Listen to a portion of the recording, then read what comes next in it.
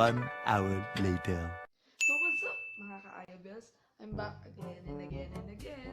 It's your teacher Ayah, straight out of Genti, repping from Dasma. Online studies sa begin, and if you subscribe to our lesson, I promise to keep you entertained. So hello mga ka-Ayah Bells, I'm back again. Nakikita nyo naman, diba? Hindi pa naliligo. So ayan, kagigising lang po natin. So, I'll be right back to send you some video about our lesson, module number 3. Ayan, ako na nagbabalik at fresh na fresh na ulit tayo. So, miss niyo na ba ako? Sana all na-miss nyo. So, stay safe kayo dyan mga ka-Ayah sa inyong bahay dahil hindi pa rin tapos ang crisis pagdating sa COVID.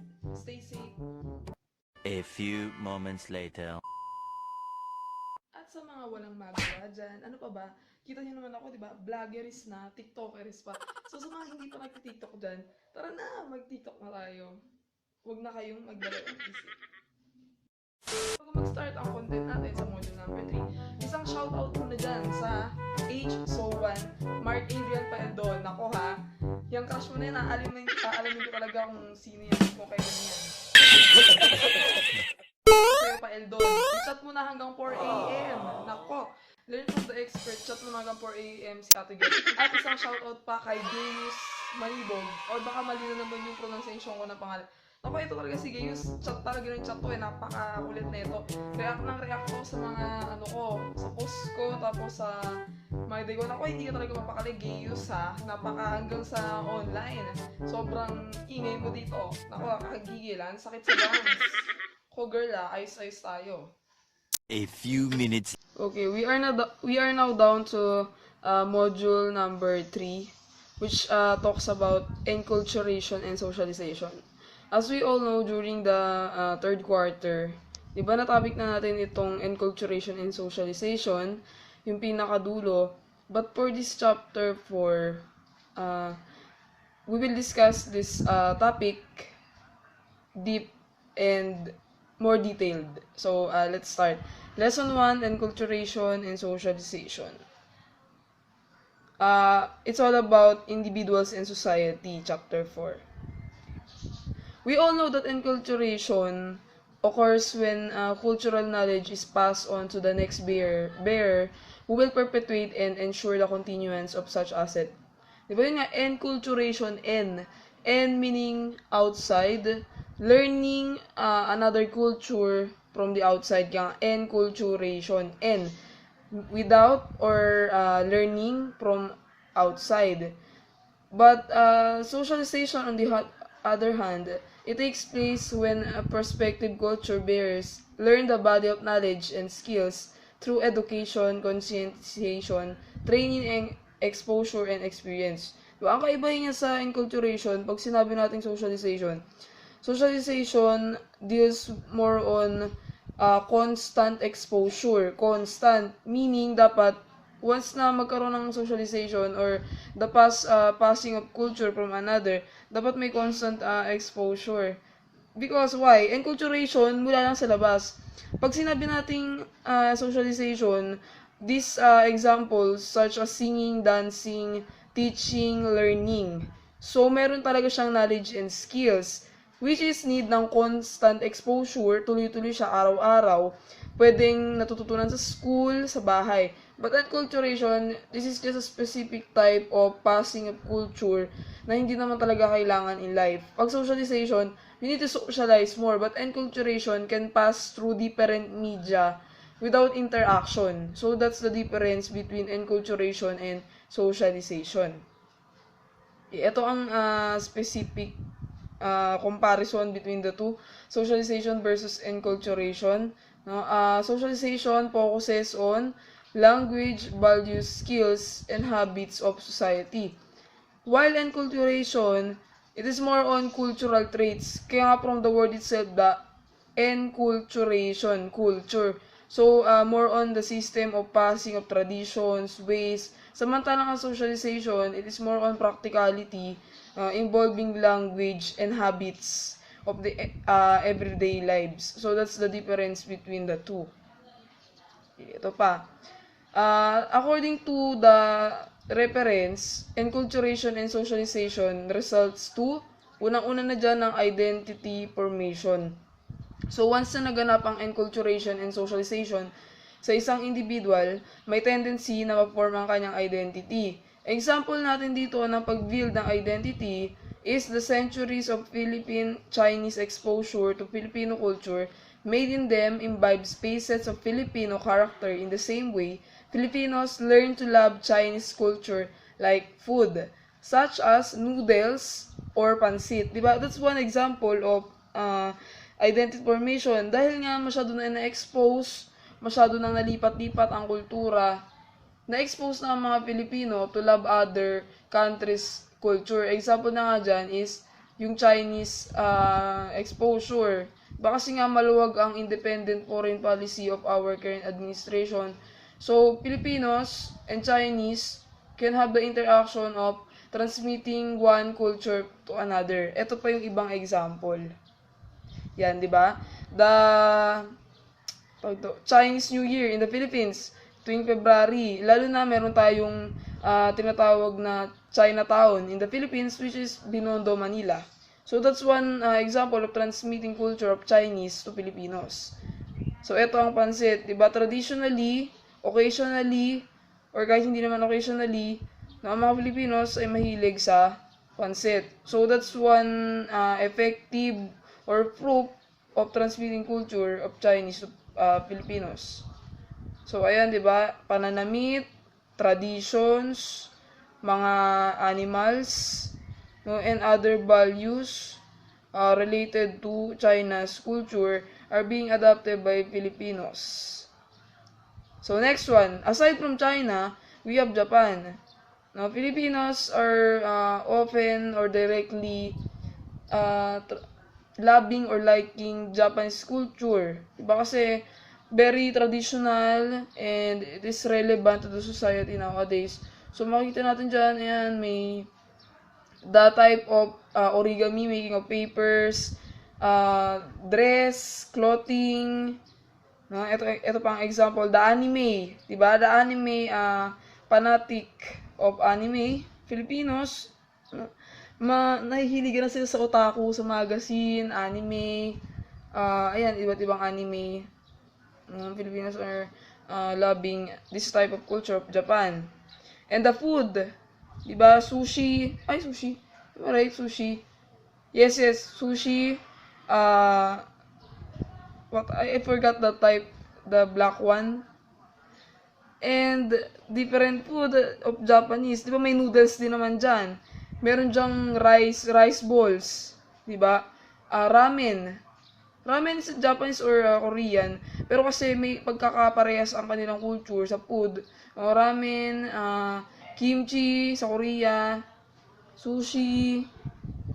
So, different type of food that Filipinos are loving too. So, ayan, Korea. Ito na Korea. Siyempre naman, trending ang Korea ngayon. Especially, the country of South Korea. Maraming Filipino ang tumatangkilik sa kultura nila because of their unique and trend songs. Not just the songs, food, people, person, artists, K-drama, Korean novelas, and other variety of culture related to Korea. So, ayan, example natin. Ang pagkahumaling ng Filipino sa K-pop. So, ayan, Twice, di ba? Twice. Yes, that's one. And EXO. The two most famous Korean pop group in South Korea. Okay, aside from that, ito, nabanggit ko na to sa inyo dati ng third quarter, norms. Diba? Walang kaumay-umay, walang kasawa-sawang norms.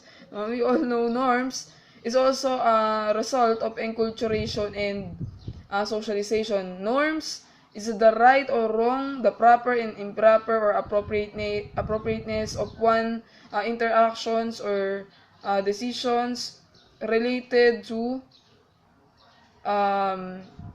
persons, no?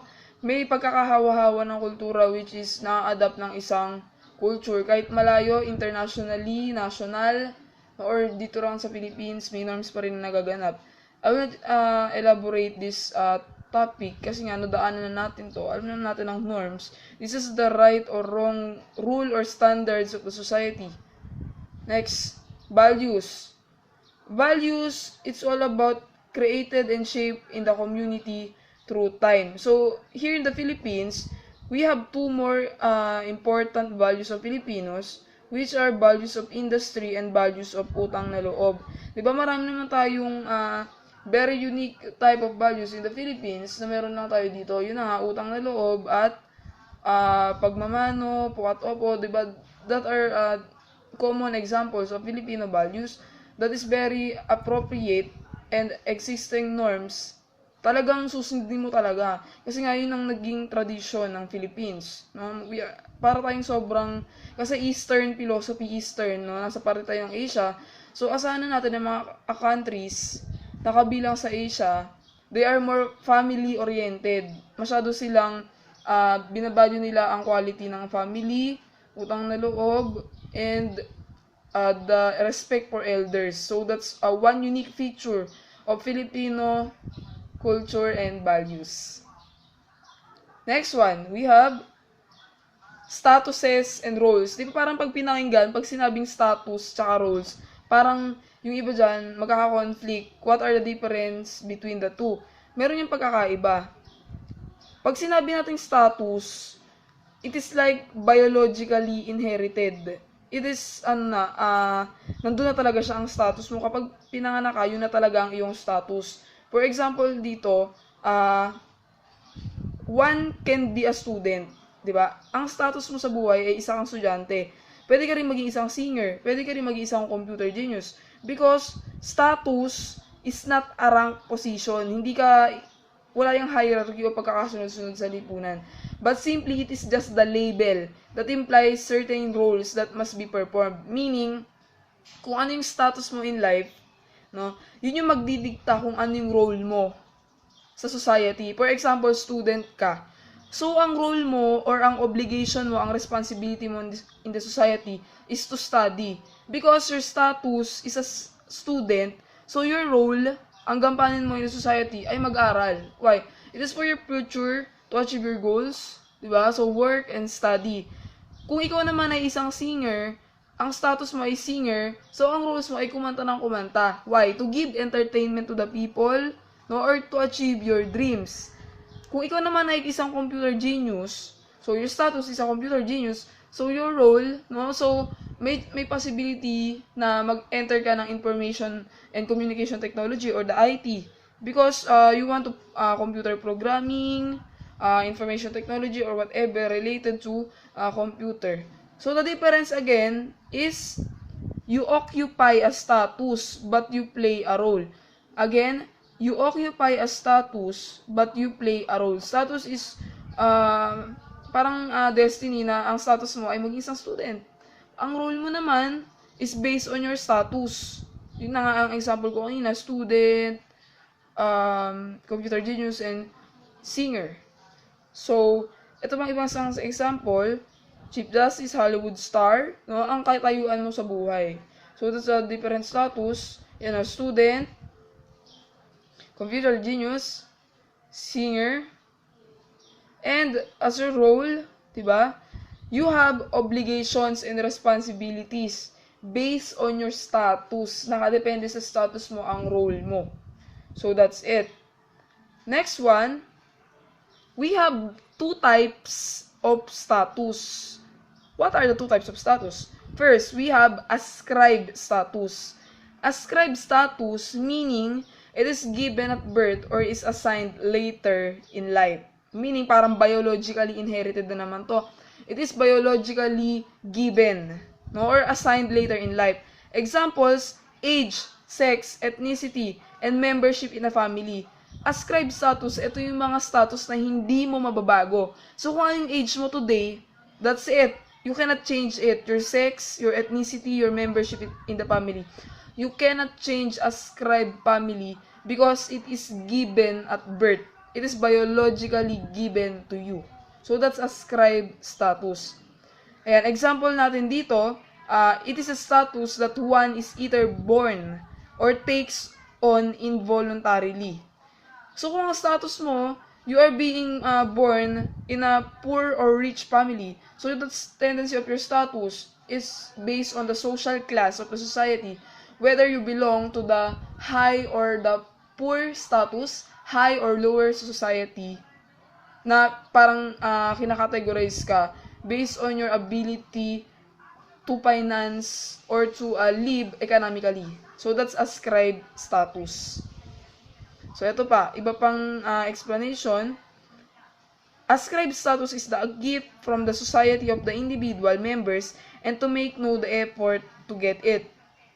For an ayan, matatopic natin sila dito mamaya, no? Ascribed status, yun nga, age, race, caste, and kinship. So, according to the reference, ascribed status, it is more stable and more rigid. Its basis does not change easily. Hindi nga siya nagbabago, hindi siya pwedeng magbago.